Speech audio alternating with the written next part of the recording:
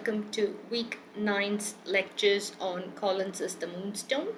In today's session, I'll be discussing Melissa Free's ideas of Legacies of Empire in relation to Moonstone, and I will be eliciting the concept of the Gothic from Free's ideas. Though Collins's contemporaries were familiar with empire, they tended to perceive it as something that existed outside of, but not as part of nation, and his 19th century reviewers, no doubt as a consequence of this belief, did not see the Moonstone as a piece of social criticism.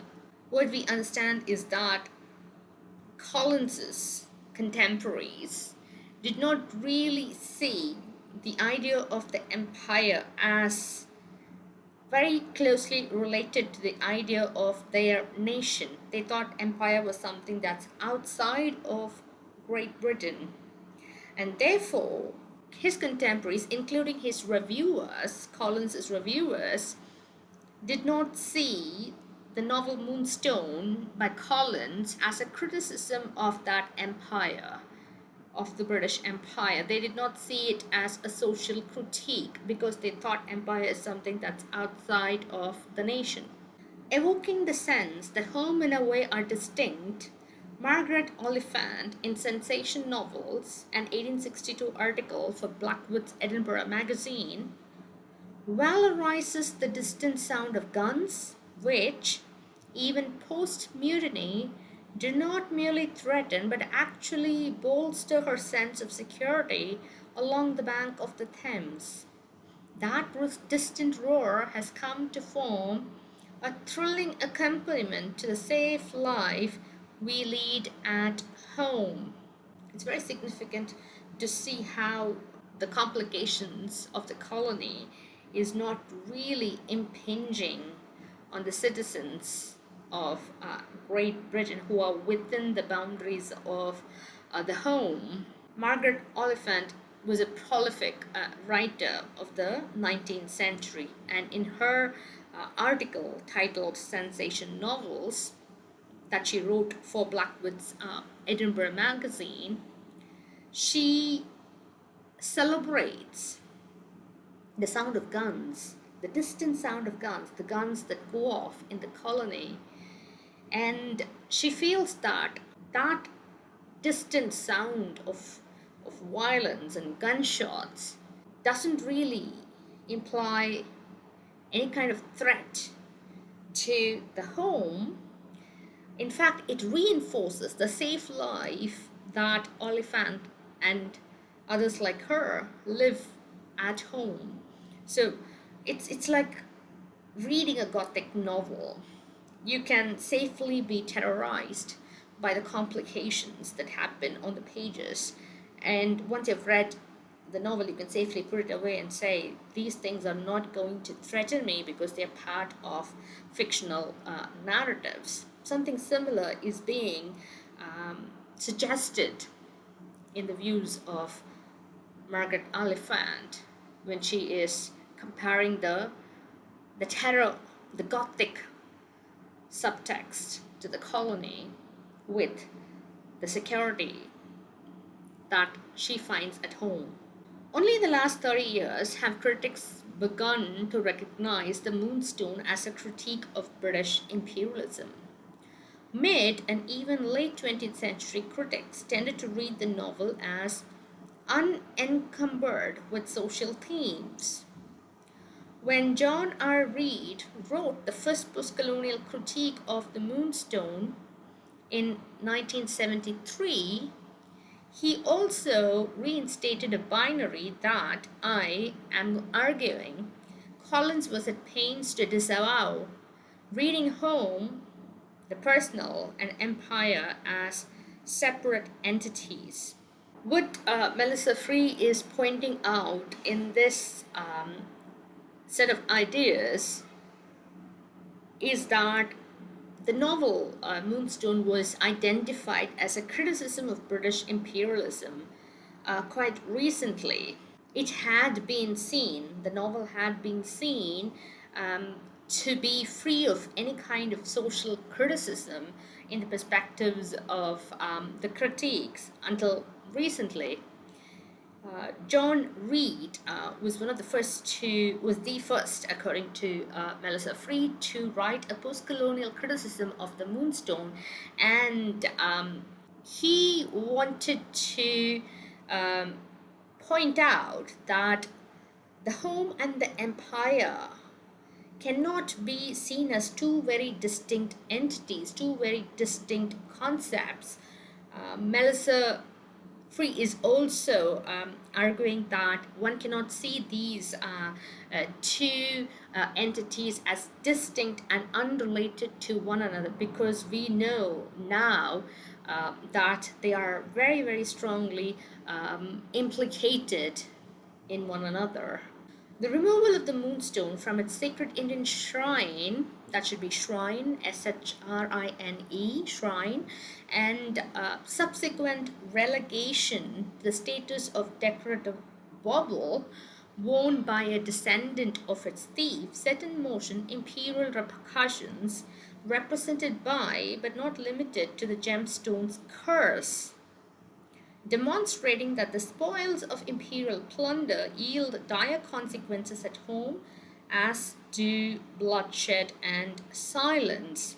We have seen how that very important theft committed by John Horncastle from an Indian god has its repercussions, very strong repercussions, in Great Britain. In fact, it sets in motion a series of events which lead to murder, suicide, and eventually resolution and restitution. So the message seems to be that imperial plunder will be punished. There will be consequences for this kind of act performed by an Englishman. There are also repercussions and consequences for bloodshed and silence, complicit behavior in plunder and bloodshed. The relationship between India and Britain, the pilfering of India by Britain, is the family curse, the great cover up. The novel's literal dirty linen, a stained nightgown hidden in a quicksand marsh and marked with Franklin Blake's own name, represents the family's buried guilt, revealing Blake, rising and ultimately standing patriarch, thus representative of family and by association nation, as the diamond thief. Free argues that there is a kind of pilfering, stealing that happens twice. First, it's committed by Horncastle when he thieves the stone from an Indian temple, and secondly, Blake also, quote unquote, steals the gem from an Indian cabinet in the home of Rachel Verenda. So this kind of pilfering seems to be repetitive, and Englishmen seem to compulsively commit this act of thieving. And the novel's dirty linen is the stained nightgown of Franklin Blake, and what is being argued is that the character of Blake is also somehow stained by his gesture. And ultimately, we see Franklin Blake as the patriarch of that family. He is the one who is representing the most the strongest male in that family, and therefore he is also, in a strange way, symbolizing the nation itself. And when he is being that kind of symbol, a powerful symbol, then it becomes very problematic because he also has that association of the diamond thief. Renouncing responsibility, Blake claims, "Do what I might, I did it without my own knowledge. The nightgown smeared with paint that will not wash away, neither with careful scrubbing nor with a year's worth of immersion in the marsh, neither, that is, with effort or time, identifies Blake as a criminal. The paint cannot cover over, but in fact elucidates Blake's guilt." The smudge is thus a family stain, though buried, cannot be made to disappear. We know from the novel that Blake did it innocently, did the act of thieving innocently under the influence of opium, and he thinks that he is guiltless because of that unintended stealing. The nightgown, that important evidence, that nightgown has that stain, that symbolic stain, and that cannot be removed despite careful cleaning, careful scrubbing. And in fact, we know that that nightgown was also hidden away in the marsh. It was submerged in the marsh. And despite that, uh, uh, place, despite being buried in that place, in that marshy conditions, we see that that stain has not been removed. So it is a perpetual stain, and that stain is the guilt. That is the symbolic guilt of Franklin Blake. And that is a family's guilt as well. That is a nation's guilt as well. It cannot be easily made to disappear. So crime, even though it is unintended, it has its consequences. And that crime is a Gothic crime, it's an Imperial Gothic crime.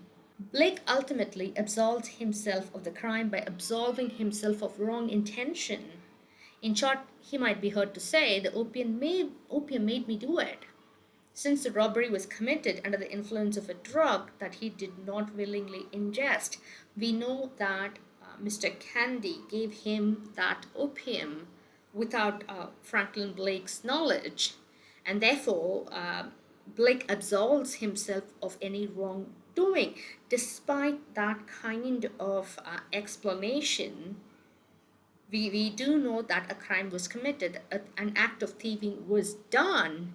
So if you connect it to the idea of empire that Britain expanded across the globe, regardless of Britain's explanations, logic for its colonization, we do know that it is a crime that had been committed.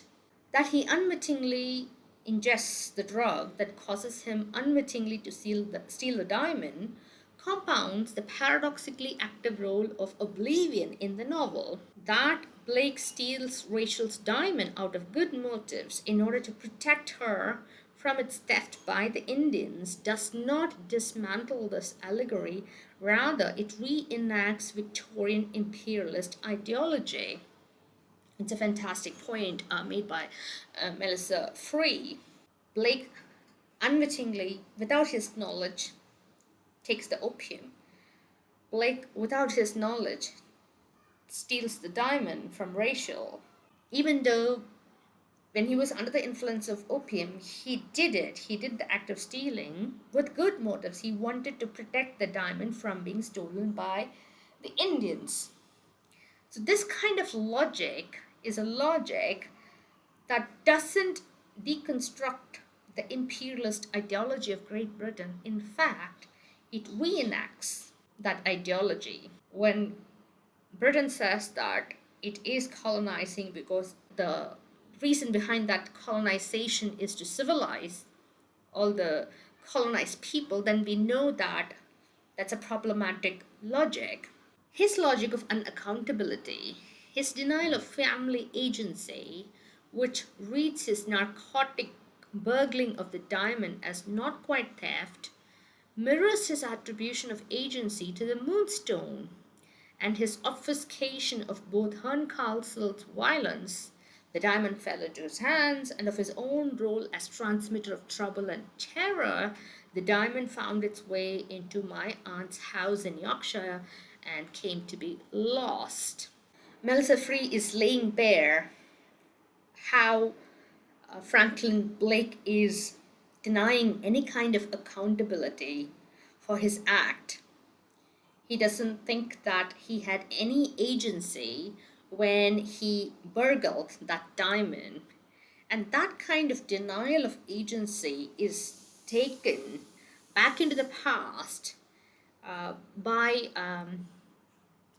Franklin Blake when he uh, describes the way the diamond came to Horncastle as the diamond fell into his hands. So there is an act of passivity, that there is a notion of passivity in that idea, the idea of the diamond falling into his hands. And there is also an idea of passivity when a lack of agency, when he says um, that Franklin Blake had unintentionally, that he had unintentionally transmitted trouble and terror into the family of the Verandas. So this kind of denial of unaccountability and the insertion of an element of passivity is a bit disturbing, because we know that there is a massive theft that had been committed by Horncastle and by symbolically by Franklin Blake as well, when he tried to protect the diamond from the Indians to whom it rightfully belongs. Then we realize that this is a complicated narrative that Franklin Blake tells himself to purge any kind of wrongdoing that had happened in his family.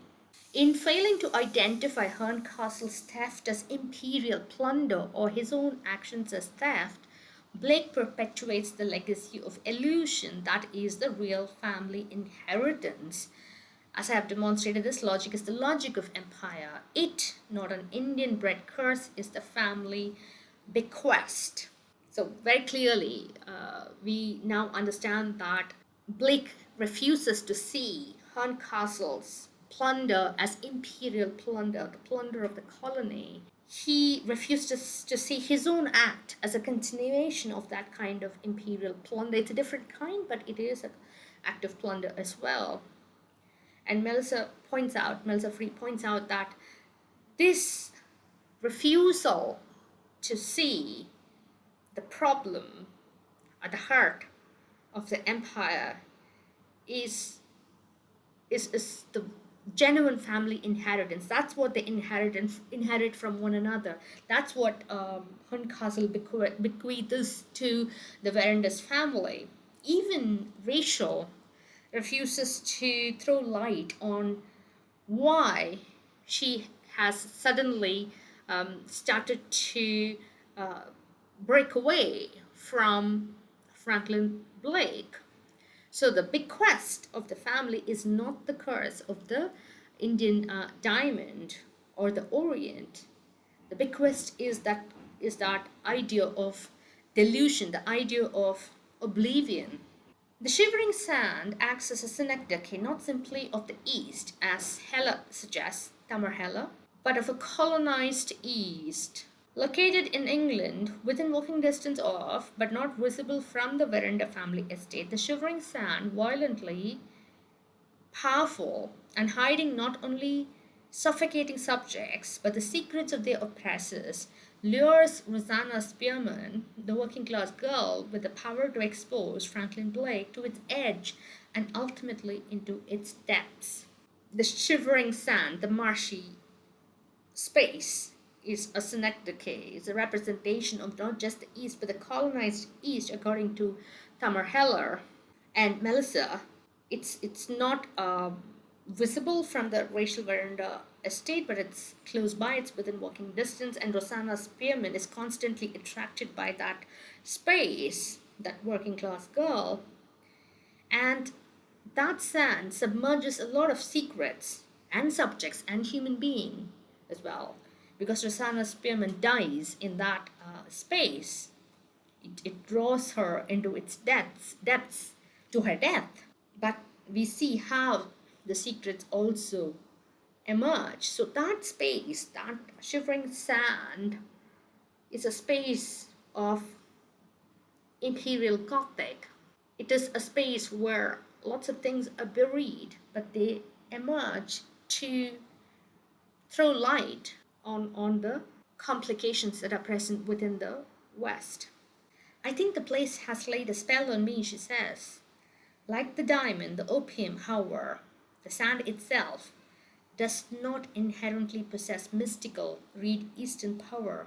Rather, it, like the other things Orientalized, connotes the secrecy, displacement, and the repudiation of responsibility by means of which imperialism commits so much of its violence. That space is not mystical. That space is not genuinely Eastern or Oriental. It has been turned into an Eastern space, into a mystical space, because that space has come to connote, represent mystery, secrecy, the idea of disposing of things that cannot be kept within the home. And that space is also a space where responsibilities are given away, are shrugged off. And that space also has a lot to say about the nature of imperialism itself, because imperialism commits a lot of brutality by demonizing the other, by orientalizing the other. So the Shivering Sand is a fantastic space of Gothicism. Rosanna, a reformed criminal now in tenuous possession of a decent job, is herself a figure living with a secret, though perhaps not one she wishes to keep. Rachel's mother, Rosanna's employer, protects her newest servant by keeping her past a secret. Rosanna Spearman is a Gothic character. She is a Gothic character in the sense that there's mystery within her. She has a dark past. And what is the dark past? She had been a criminal, but she's now a reformed criminal and she has found a job to which she's hanging on to desperately. And her mistress, her employer, is kind enough to protect her past. So, this characterization is associated with mystery, crime, darkness. The nightgown is not permanently buried in the marsh, only suspended there through a fisherman's chain, sheltered in a japanned tin case. Thus, while Rosanna sacrifices herself, she does not sacrifice the truth, rather, she buries it for the perpetrator to retrieve in order to do what he must, come face to face with the false brown face of the marsh as he reaches into its depths, unknowingly for the sign of his own guilt. This is the work of Collins's text, the creation of this opportunity. The Shivering Sand has Gothic function, Gothic narrative function. The nightgown, which is buried there, is not buried forever. In fact, Rosanna Spearman had secreted it in such a way that the nightgown can be retrieved if tried, and Blake does get it back. It's also very interesting how that space is described in the narrative. It's referred to as the false brown face. You can see how the idea of non-white being associated with falsity. So that's very interesting, and it's also Oriental and Gothic in tone. Now, when Rosanna buried it, she intended it to be retrieved by Blake so that he can come face to face with his own guilt. We know that Blake has been rejecting any kind of responsibility. He is avoiding any kind of accountability.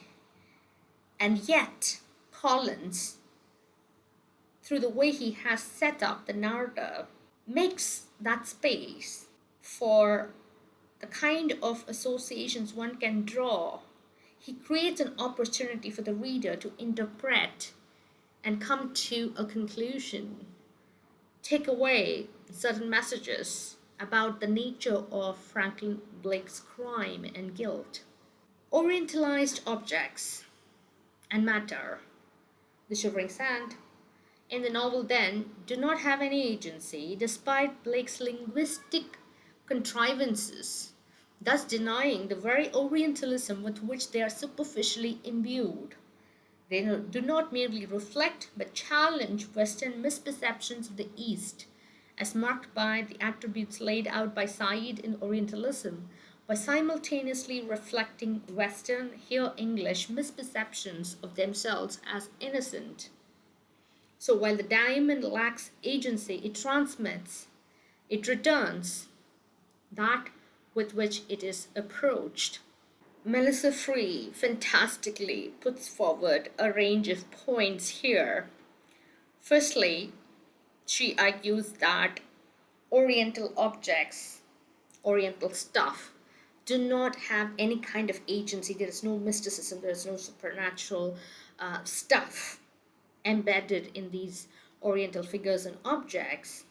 She is therefore pointing out that such ideas of mysticism are very, very stagily and superficially embedded in these objects. In fact, these objects apparently reflect what has been associated with them. So, the mysticism is apparently the gift of the Western misperception. The spirituality that is apparently associated with Oriental objects are the gifts of the Western misperceptions, falsities. Therefore, the Oriental objects are in fact not reflecting the Eastern concepts or ideas or spiritual narratives. They are reflecting Western, or in this case of Collins's The Moonstone, they are representing the English misperceptions in order to safeguard the weird, the strange logic of Western innocence.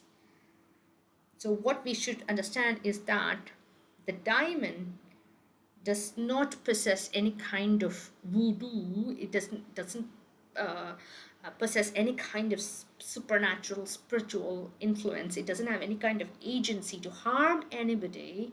It just is an object with which a range of ideas are woven by the Western misconceptions or the narrative of greed, which is underlining Western imperialism. Despite his concerns about the Indians who may be hidden in the house, waiting to violate Rachel's property, it is Blake himself who, uninvited, crosses the threshold of Rachel's boudoir, enters her private cabinet, and steals her precious gem. Milligan points out how the trope of ferocious Indians and vulnerable English women is an expression of apprehensions typical of the time. There are worries about the presence of Indians around the estate, around the Veranda estate, and they are expected to transgress into the private space of this family and steal Rachel's property, quote unquote. We do know that it's not Rachel's property, it's the property of the Indians. Despite that threat and fear, we see that it's not the Indians who come into the house, who cross the threshold, who enter, who violate the private space of Rachel's boudoir. It is Franklin Blake who does that for apparently good intentions.